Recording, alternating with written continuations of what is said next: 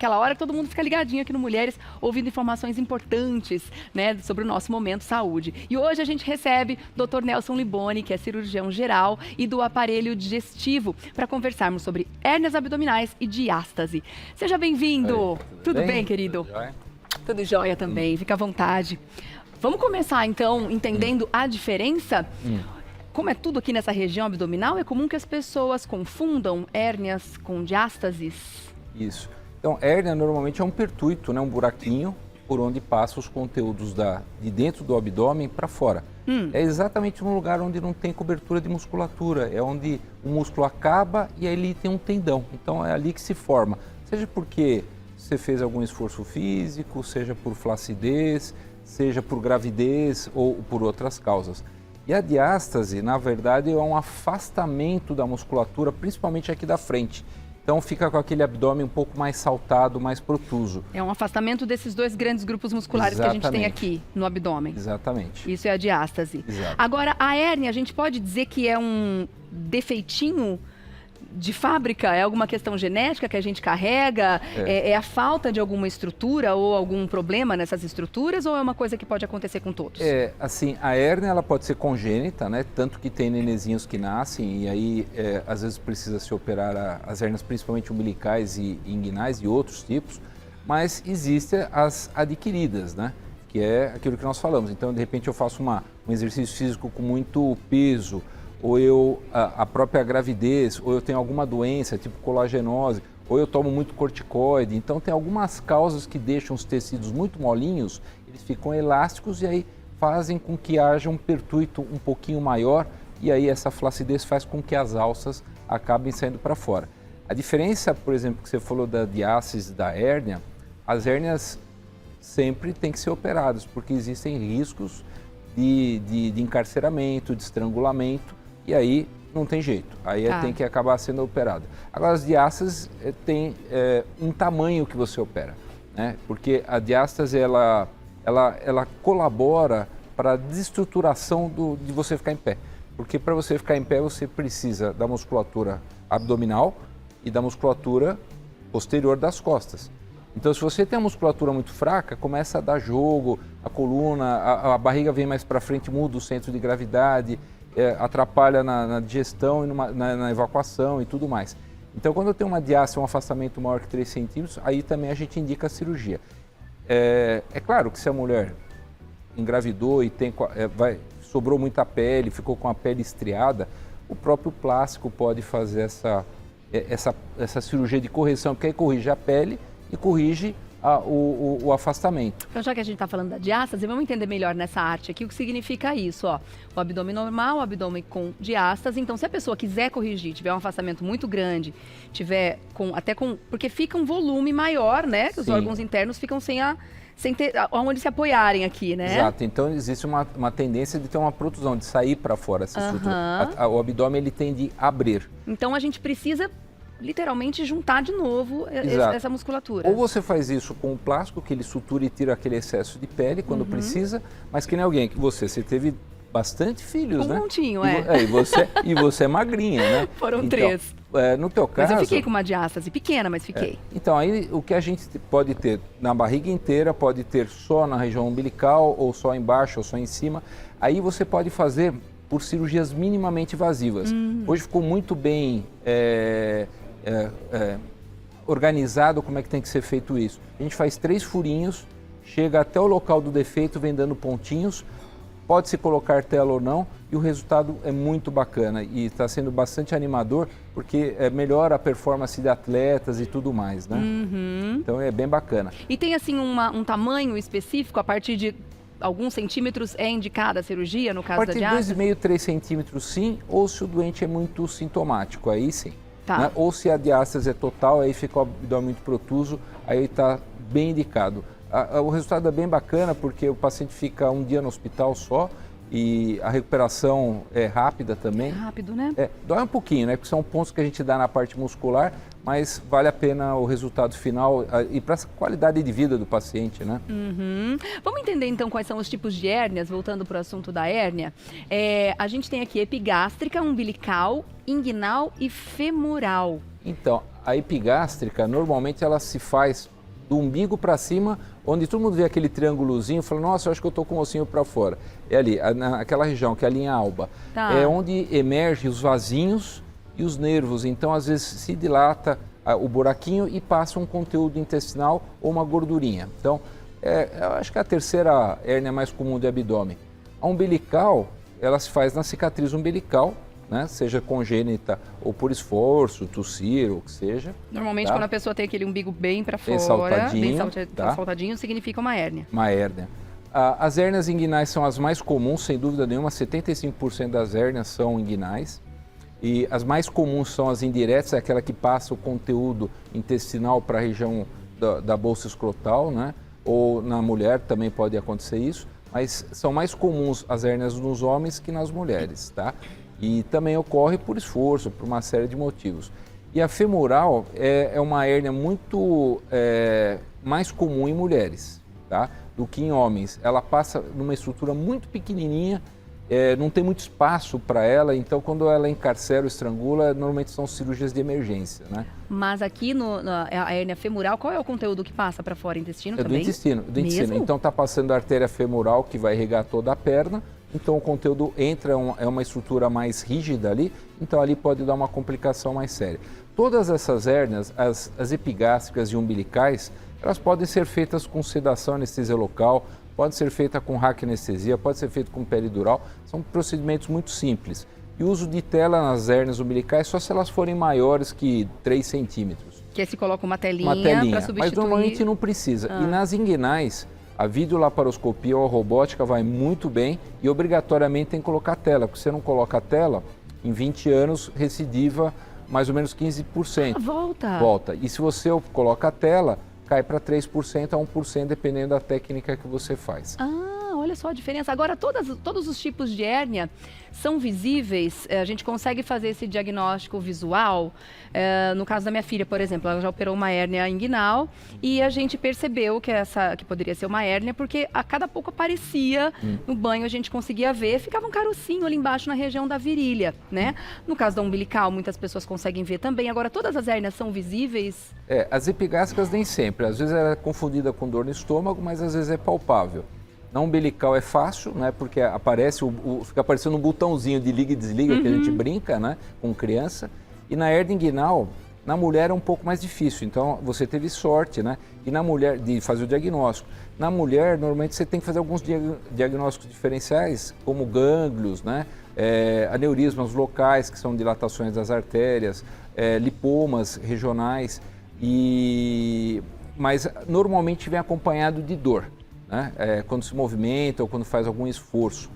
Quando estrangula ou encarcera, aí fica muito dolorido, começa a dar ânsia de vômito, mal-estar e às vezes compromete o funcionamento intestinal e às vezes fica vermelha a pele, que é uma situação de emergência. E as femorais também, quando é mais difícil fazer o diagnóstico, tem que ser alguém experiente realmente para palpar o local onde a artéria bate para sentir que ali tem uma hérnia. Quais são as outras ferramentas de diagnóstico? Então, além da própria história clínica e o famoso dedo, né? Todo mundo esquece, porque não é todo lugar no Brasil que tem condições de fazer exames. As hérnias, elas são muito facilmente diagnosticadas com o exame físico, mas você pode fazer ultrassom, que é um exame muito barato e fácil de fazer isso. Você pode fazer uma tomografia e você pode fazer ressonâncias também, mas vai muito bem. E existem as hérnias atípicas, que a gente nem mostrou aqui. Existem as hérnias que passam pela bacia, né? Quem lembra da caveirinha tem lá os buraquinhos, né? E aí pode passar pela hérnia obturadora, a hérnia esquiática, tem várias hérnias. Aí a tomografia vai super bem e faz o diagnóstico dependendo da história clínica. Tá. Vamos entender um pouco mais o que significa uma hérnia encarcerada, que você falou que quando encarcera pode dar problema, pode ter uma complicação. O que significa isso? Então, como é um pertuito, a alça intestinal ela pode ir e voltar. De repente ela pode encarcerar, ela não volta. Ela vai e fica. Aí o médico vai tentar reduzir. Agora, quando ela fica encarcerada, ela prende a circulação sanguínea, então existe uma dilatação dos vasos. Então fica que nem uma rolha de champanhe, ela não volta para baixo. Então fica muito dolorido, só de encostar dói. Então, assim, traduzindo em miúdos, é uma parte do intestino que está para fora e preso. E preso ali. E aquilo ali pode entra em se sofrimento, romper, alguma... pode perfurar por isquemia e pode dar uma complicação maior. Por isso que foi bacana você ter feito o diagnóstico na tua filha. Sim. Porque a dela já estava encarcerada, mas não estrangulada. Poderia estrangular e virar uma cirurgia de emergência. Entendi. Então, hérnia, quando tem o diagnóstico, obrigatoriamente precisa fazer a cirurgia? Então, ou dá para conviver com ela? Quando é bebezinho, né, até, por exemplo, hérnia umbilical, você pode esperar até 2 anos que normalmente fecha, né? E com hérnias menores que 1 centímetro. Agora, se for maior que 1 centímetro, aí é discutível, até dependendo da clínica. Mas todas as hérnias epigástricas, inguinais e outras, elas têm que ser operadas. Infelizmente, não existe tratamento clínico. Na diástase, por exemplo, que você perguntou, é menor que 3 centímetros, então vamos fazer um reforço da musculatura, vamos emagrecer, vamos fazer alguns tipos de exercícios para fortalecer. Se isso não resolver, e se for maior que 3 centímetros, aí tem que realmente operar. Pilates é muito indicado, né? Nesses casos de fortalecimento abdominal, Pilates, né? e yoga, todas são esportes muito maravilhosos, porque eles não só alongam, mas eles fortalecem e corrigem a postura. Né? Então, isso daí evita uma série de problemas, principalmente no caso da diástase. Tá. Agora, as pessoas que levantam muito peso, você falou do esforço, né, pro aparecimento das hérnias, né, para causa das hérnias muitas vezes. É comum a gente ver as pessoas que levantam bastante peso nas academias, eles colocam um cinturão aqui para segurar. Eu sempre fico na dúvida se esse cinturão é para ajudar a coluna, né, porque a coluna também deve sofrer um pouquinho, né, com tanto peso, ou se é justamente para também evitar o aparecimento das hérnias. Para os dois motivos, né? Eu estava até comentando agora há pouco que assim, existe, às vezes o pessoal que faz uso de hormônios e outras coisas mais, existe até uma procura, né? Às vezes vai no consultório e fala, olha, eu estou com uma diástase, minha barriga está muito protusa, ela está muito para fora. E aí você vai examinar, não tem diástase, e às vezes está relacionado ao uso de hormônios do crescimento, complementos e outras coisas mais que dilatam as alças intestinais, as vísceras, né, de uma maneira a gordura visceral e faz com que a musculatura lateral cresça. Então, o que acontece? Fica um negócio meio que bizarro, né? Então, chama palomboísmo isso daí, é por causa do David Palumbo, né, que ele, quando ele começou a ter fisiculturismo, começou a aparecer esse tipo de problema. Isso não é cirúrgico, né? A pessoa tem que tirar esses hormônios, tem que perder peso e aí a estrutura volta ao normal. Né? Então essas cintas, assim, o ideal não era levantar tanto peso assim. Mas quem é profissional, quer fazer algo assim, do ponto de vista estético, não faz sentido uma pessoa que não vive disso fazer tanto esforço, né? Tem pergunta chegando, viu, doutor? Boa, Flor. Vamos lá, então. A Lúcia quer saber o seguinte, diástase e barriga avental é a mesma coisa? Eu nunca ouvi esse termo. Barriga avental é quando você tem aquela barriga caída, tá? Então, ela é muito comum quando a diástase ela é total ou ela é infraumbilical, para baixo do umbigo. Então, a diástase é tão grande que cai o conteúdo para fora. Então, aí está muito bem indicado as mulheres que mexem com o astral feminino, né? Porque quer ir na praia ou põe uma roupinha, fica esquisito. Quando você corrige isso, aí no caso até com plástico, porque vai tirar esse excesso de pele, fica maravilhoso, o resultado fica bem bacana. Tá. Tem algumas que realmente não dá pra ver. No caso a minha, não sei quanto ela tem, mas ficou uma diástase, mas ela não dá pra ver os órgãos, né? Não ficou aquele volume. Mas quando você levanta, quando você levanta a cabeça, faz uma montanha. Parece uma salsichinha. É esquisito. Quando eu faço abdominal, fica uma montanha, fica um cume. Isso. É engraçado. No teu caso, a minimamente invasiva vai super bem. Vamos pensar, um dia eu chego lá. Vamos falar sobre uma outra situação aqui, de um tipo de hérnia que a gente não comentou. A Suzy Gabriel está dizendo que ela tem hérnia incisional. Ah, sim. Ela diz que é grande, tem 14 centímetros. Ela sente todo o intestino dela trabalhando, dá até para ver. Quando ela está deitada, né? Mas ela não está podendo operar nesse momento porque ela está fazendo um tratamento quimioterápico, né? Sim. Mas o caso dela seria cirúrgico também? Então, as hérnias incisionais, elas diminuíram muito com as cirurgias minimamente invasivas, graças a Deus, né? Porque antigamente grandes cirurgias, né? Eram grandes cirurgiões que a gente brincava, né? Então hoje as minimamente invasivas diminuíram muito essas hérnias. Mas elas são muito comuns quando você tem doentes oncológicos ou tem alguma outra coisa mais grave ou infecção. Isso faz com que apareça esse conteúdo e essas hérnias, infelizmente, têm que ser operadas. Então tem que se reduzir o conteúdo das alças para dentro, tem que se fechar e tem que usar uma tela para não voltar, porque o índice de recidiva é muito alto. Onde é a localização dessa incisional? Incisional pode ser, é onde foi feito o corte. Então, dependendo da cirurgia oncológica que ela fez, o corte vai mudar. Pode ser supra-umbilical, infra, pode ser em qualquer local do abdômen. Ah, entendi. A gente opera muito isso, né? A gente pega, como eu sou oncologista, então a gente pega muito caso e colegas que nos encaminham até para fechar. E são casos que dão um pouquinho de trabalho, porque tem que tomar cuidado para não lesionar a alça. Sim. Então, tem que acabar a quimioterapia para melhorar a parte imunológica dela. E quando ela estiver bem, aí já fazer essa parte, porque aí vai melhorar bem a qualidade de vida. Um pouco mais complexo, né? Sim. Falando em ter ou não condições de fazer uma cirurgia desse tipo, a Terezinha disse que o pai dela tem 80 anos e tem uma hérnia enorme no pé da barriga. Ela quer saber se é possível operar por causa da idade. Você disse que algumas cirurgias são minimamente invasivas, né? Sim. Somente com anestesia local e sedação. A idade pode ser um fator complicante? Olha, hoje as pessoas estão envelhecendo com muita categoria, que a gente brinca, né? Parece cada vez menos, né? Então, e aí o que acontece? Dependendo da situação clínica, dá para fazer a cirurgia sim, tá? Então, o que a gente não pode postergar, porque vai se passando os anos, hoje eu posso estar bem, amanhã eu posso não estar tão bem. E aí vão ter cardiopatias, diabetes e outras complicações clínicas que vão agravar o pós-operatório. Então, se ele está bem clinicamente e se está uma hérnia complicada, tem que se fazer a cirurgia sim e já resolve o problema dele. A cirurgia de diástase é considerada uma cirurgia estética, doutor? Estou fazendo essa pergunta porque eu vi aqui a dúvida da Joyce. Por favor, ela está pedindo muito aqui para a gente responder. Por que os planos de saúde não operam a diástase? Após a gestação, fiquei com uma hérnia umbilical e diástase de 44 milímetros. Ficou grande, né? Quase 4,5 centímetros.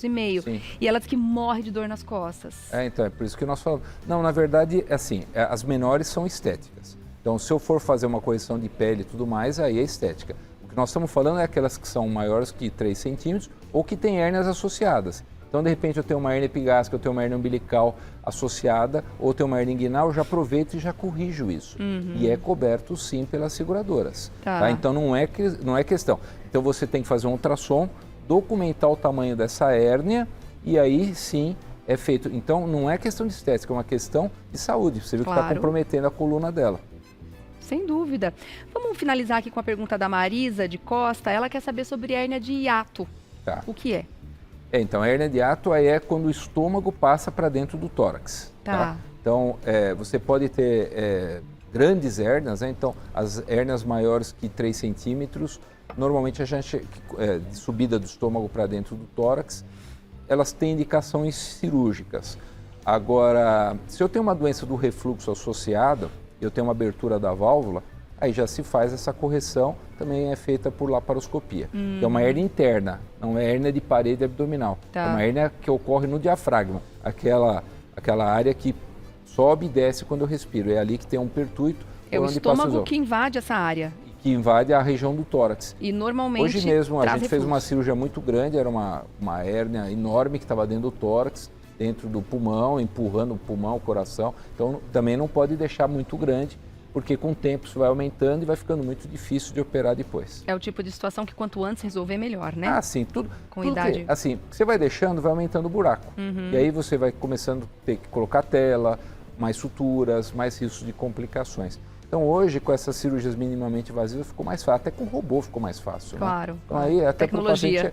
Sim. A nosso serviço, né? Que bom. Sem dúvida nenhuma. Que bom, doutor. Obrigada, viu? Eu que agradeço. Pelos esclarecimentos, foi ótimo, né? Que papo bom, assim, a gente fica cada vez mais informado e informação é sempre uma arma muito importante para o nosso autocuidado, né? Eu queria agradecer até vocês, porque a gente tem um canal que a gente começou aqui na Gazeta, a gente na Brincadeira, que é o canal Clínica Facto, que é uma área de divulgação médica. Nós chegamos assim com um número de inscritos enormes, um monte de gente mandando pergunta. Exatamente. Que legal, E é legal porque a gente está falando de diversos temas e é um monte de gente que não tem acesso a uma informação médica e às vezes está em outros lugares, elas estão agradecendo porque está chegando uma informação para quem tem uma doença. Por exemplo, a gente aborda um tema e em cima desse tema a pessoa consegue dali, porque tem muita informação perdida na internet, né? Sim. E ali ajudou muito. Então, muito curioso. Vocês acabaram dando esse pontapé inicial e está indo super bem. Já virou uma brincadeira gostosa de fazer. Séria. Há 4 anos já que a gente está fazendo e tem a divulgação aí de vocês que nos ajudou muito. Poxa, parabéns pela iniciativa, viu? Fico muito feliz em saber Obrigado. que tudo aconteceu aqui inicialmente, mas isso. que vocês estão levando esse trabalho adiante Show. e ajudando tanta gente. Então no YouTube é Clínica Factum. Canal Clínica Factum. Tá, e também no Instagram para você seguir, @Clínica Factum, tá bom? Factum com C mudo e M no final. Quero agradecer ao Dr. Nelson Liboni, que é cirurgião geral e do aparelho digestivo. Boa. Até uma próxima. Tá, obrigado, Não viu? demore a voltar, porque essas aulas são muito importantes. Joia. Obrigada. Muito...